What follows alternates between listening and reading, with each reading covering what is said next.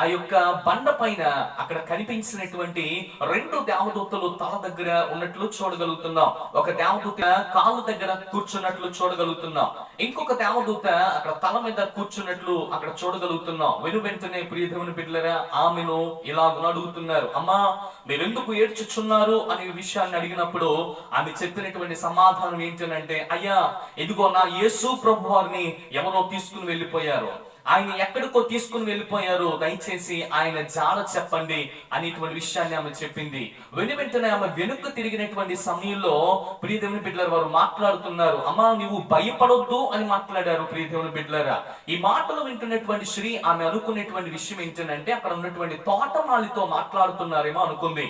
కానీ వాస్తవానికి అక్కడ ఉన్నటువంటి తోటమాలి కాదు, గాని సాక్షాత్తు సకల పరిశుద్ధుడు అనబడినటువంటి ప్రభువుల వారే ఆమెకు మొట్టమొదటిగా ప్రత్యక్షమయ్యారు. ప్రియ దేవుని బిడ్డలారా ఆ ఆనందంలో